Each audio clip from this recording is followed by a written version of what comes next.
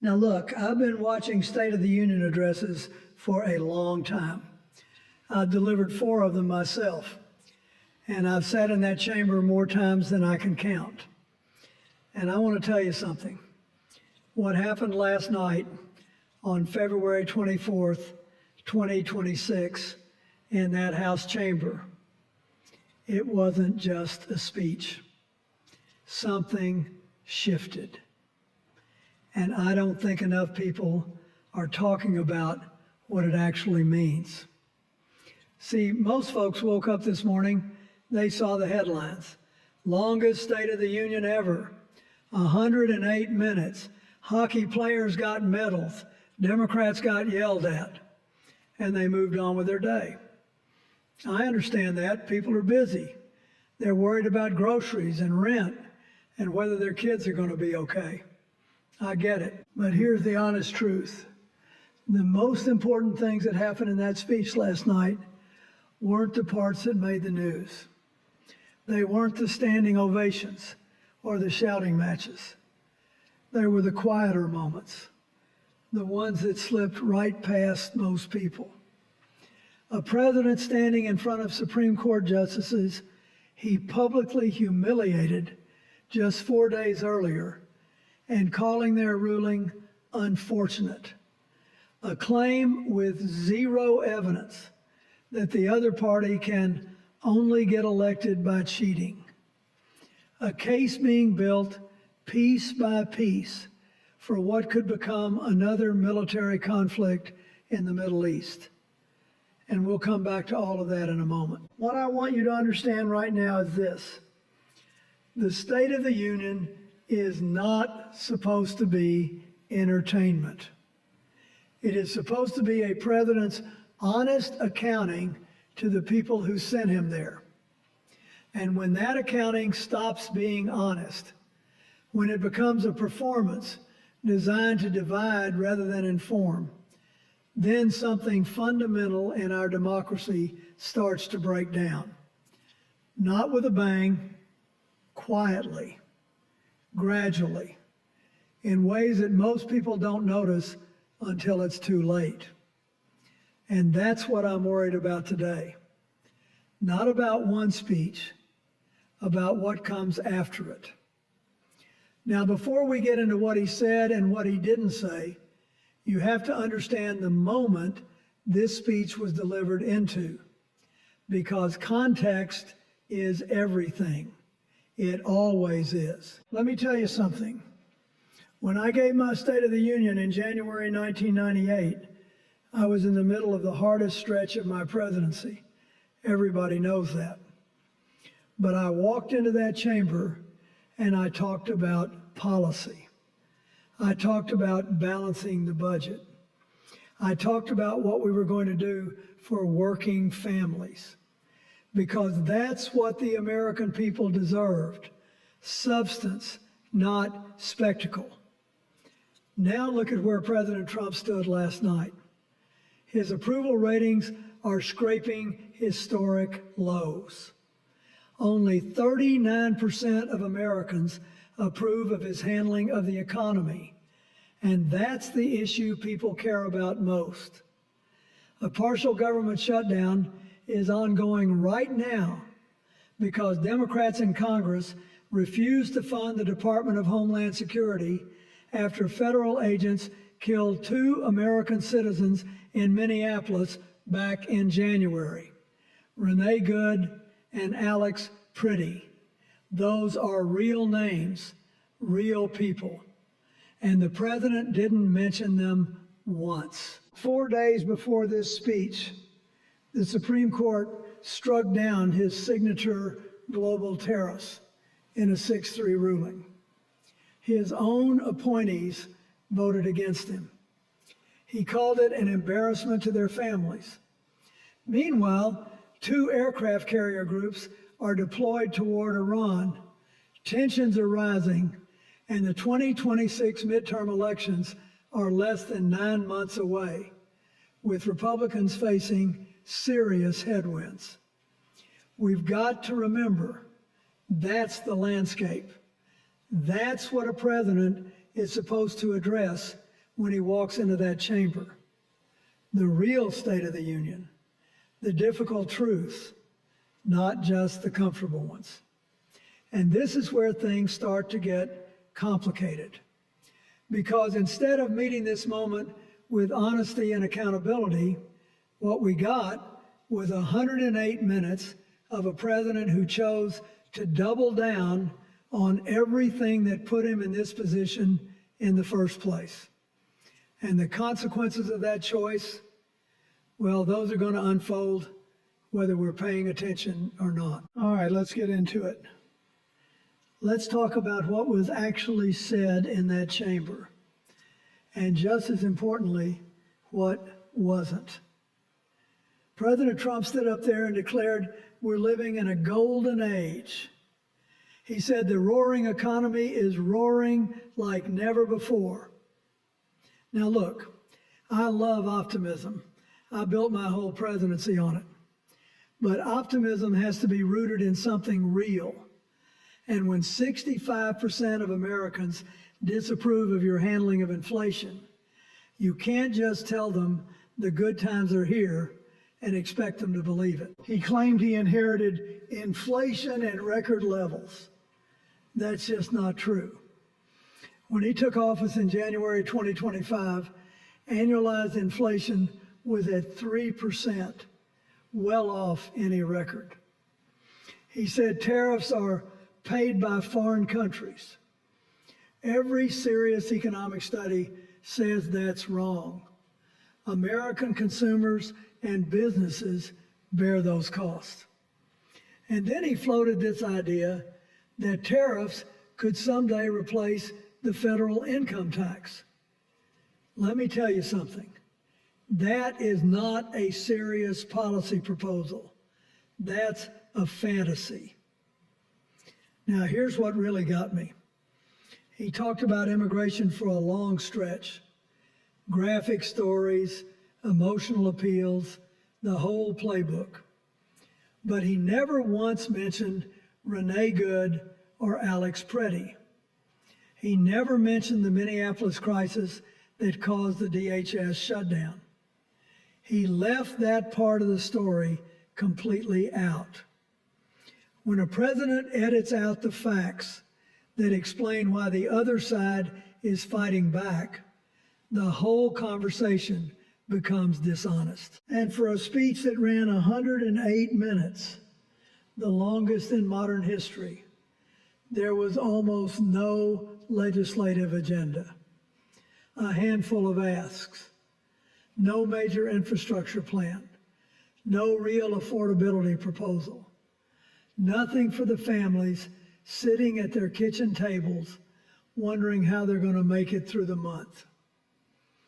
I've always believed you can disagree on policy, but you cannot disagree on facts. And last night, there was a whole lot of disagreement with the facts.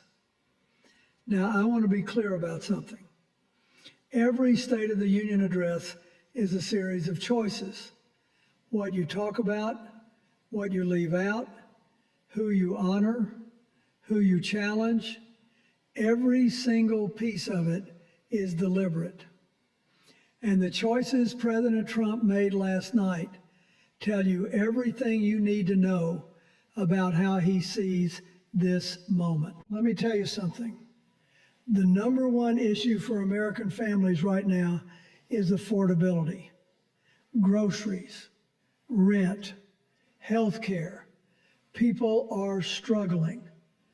And the president had the biggest platform in the world to look them in the eye and say, I hear you, and here's what we're going to do. He didn't. He chose to talk about a golden age that most Americans don't feel they're living in. That's not just a strategic mistake. That's a failure of empathy. Then there was the moment he dared Democrats to stand up, framing it so that if you didn't rise to your feet, you were somehow against protecting American citizens. Now look, I've worked across the aisle my entire career. I know what real bipartisan leadership looks like. and it doesn't look like setting traps for the other party on national television. That's not governance.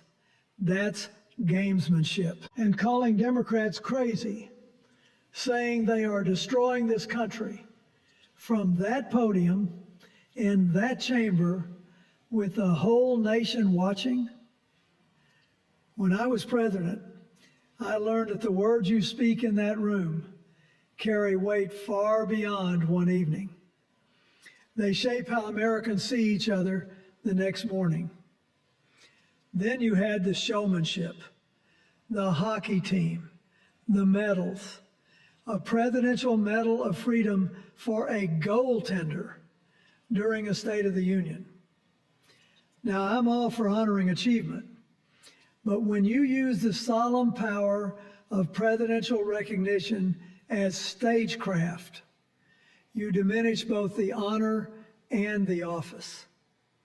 Every one of these was a choice, and together they paint a picture of a president who came to perform, not to lead. Now let me get into the parts that I've been building toward. And I want you to stay with me here because this is where it starts to get dangerous. Not dangerous in the way cable news means it, with the flashing graphics and the scary music. Dangerous in the way that a slow leak in a foundation is dangerous. You don't see it until the floor starts to give way. Let's start with the Supreme Court. 4 days before this speech, 6 justices, including some he appointed, struck down his global tariffs, a 6-3 ruling. That's not a close call.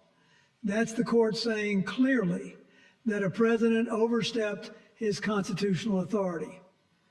Now, any president has a right to disagree with a court ruling. I disagreed with rulings during my time. But there's a difference between disagreeing and degrading.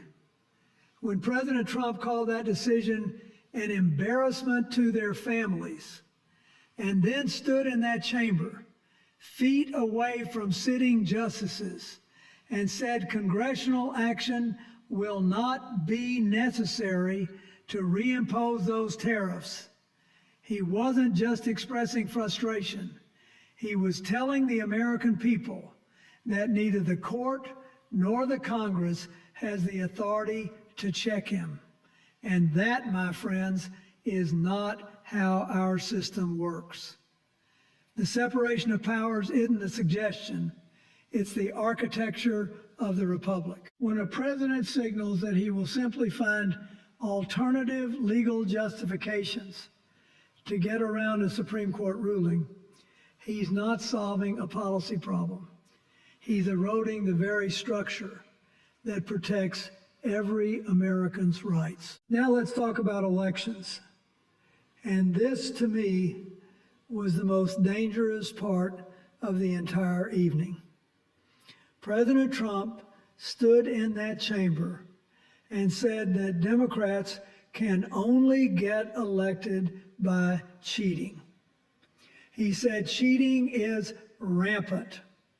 He demanded passage of the Save America Act, and he offered not one shred of evidence for any of it.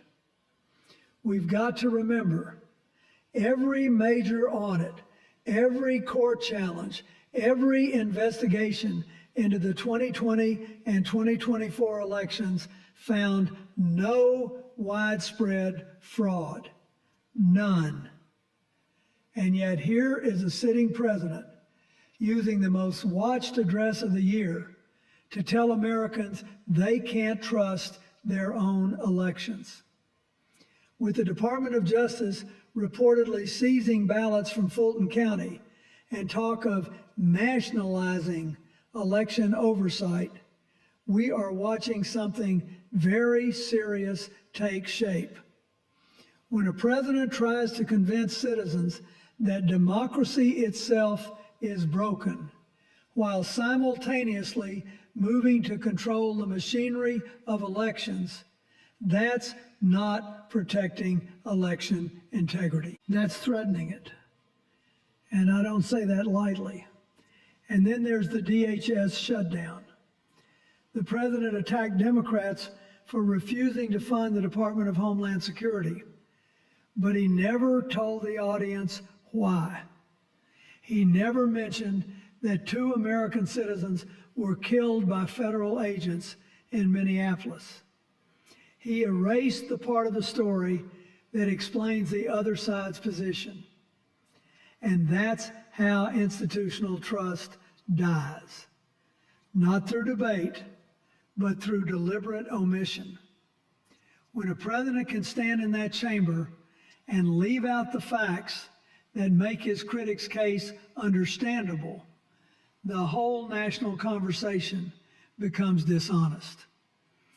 The American people deserve to hear the full story every time, even when it's uncomfortable. Now, let me step back for a moment, because I think it's important to look at what's really being set up here. Not just what was said last night, but what it's designed to accomplish in the months ahead. Because if you've been in politics as long as I have, you learn to listen not just to the words, but to the strategy underneath them. Let me tell you something. I see 3 things being built, and they all point toward the 2026 midterms and beyond. The first is immigration as a loyalty test. The way that speech was structured, every Democrat who didn't stand was going to be clipped and put into a campaign ad. That was by design. The goal isn't to pass immigration reform. It's to create a binary. You're either with the president or you're against protecting Americans.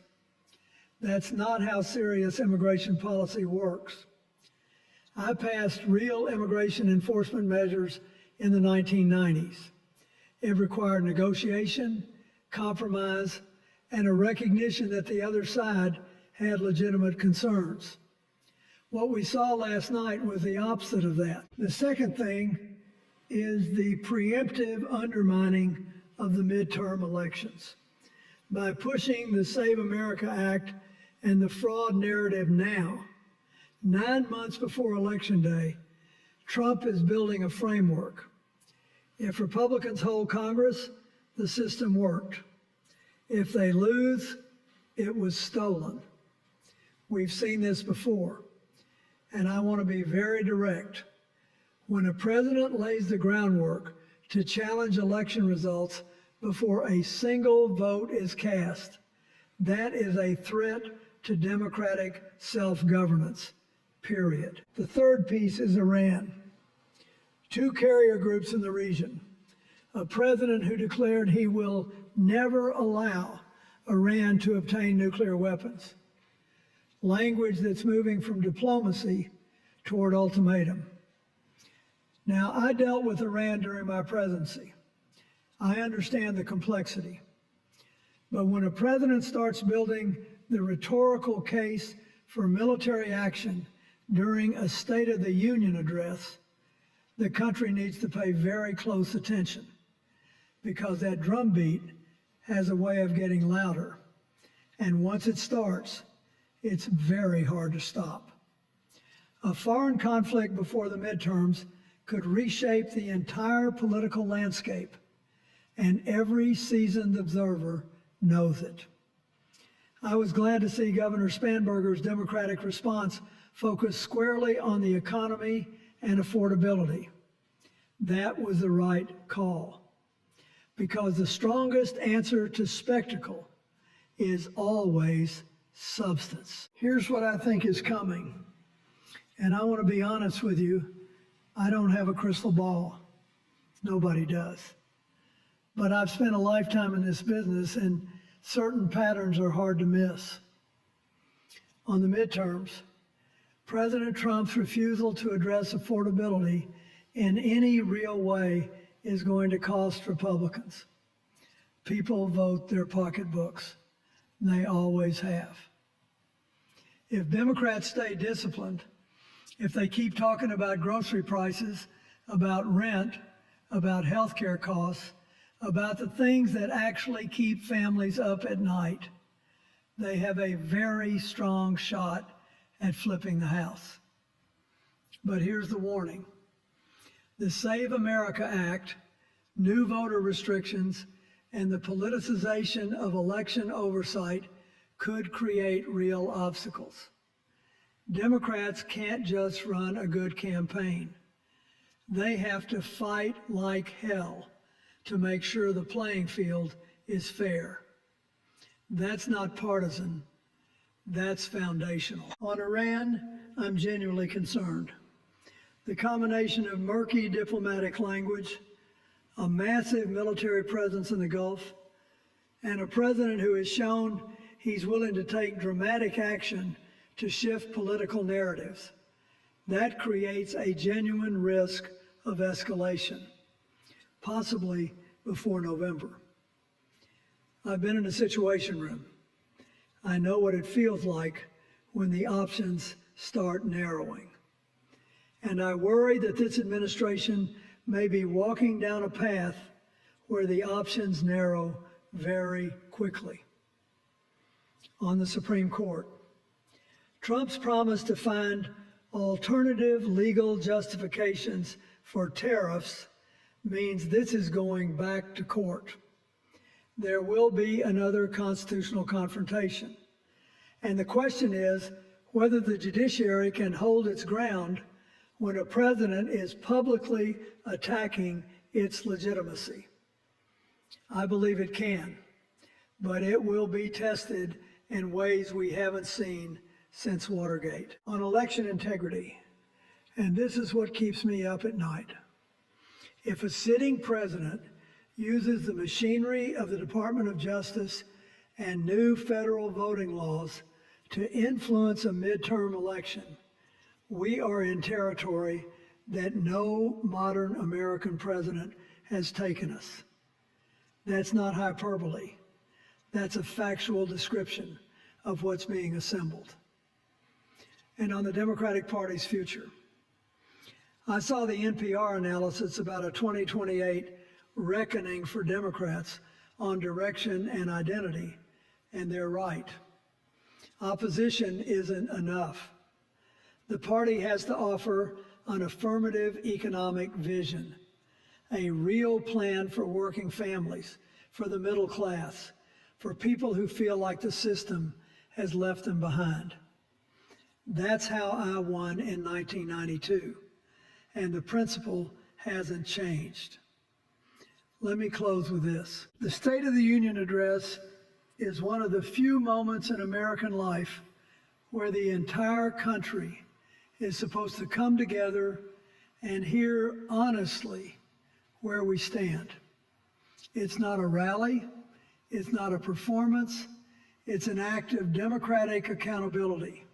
A president standing before the people's representatives and telling the truth, even when it's hard. What we saw last night fell short of that standard. Not because I disagree with every policy. There are areas where any honest person can find common ground. But because the speech chose performance over substance, division over unity, and confrontation over the kind of honest reckoning that the country desperately needs right now. Now, I've lived long enough to know that America has survived difficult moments before. We survived Watergate. We survived the financial crisis. We've survived deep, painful partisan divisions that felt like they might tear us apart. And every time, what saved us wasn't one leader or one party. It was the resilience of our institutions and the determination of ordinary citizens who refused to give up on the idea that this country belongs to all of us. But I want to be honest with you.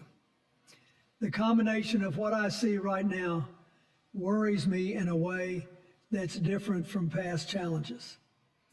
Executive overreach, institutional erosion, efforts to undermine public trust in elections, and the possibility of a military conflict that could change everything. That's a lot of pressure on a system at once, and systems hold until they don't. So here's what I'll leave you with. The question isn't whether you agree with me or with him. The question is whether you believe that the American system, the courts, the Congress, free and fair elections, still matters more than any one president. Because if you do, then you have work to do. Vote, pay attention, hold your leaders accountable, all of them, including the ones you like. Talk to your neighbors, even the ones you disagree with. And remember that democracy is not a spectator sport. It never has been. I've had the honor of standing in that chamber. I know what it means. I know the weight of it. And I believe with everything I've got that the American people are smarter than any speech, no matter how long it is. The country is still ours to save, but only if we decide it's worth saving. And I think it is. I know it is.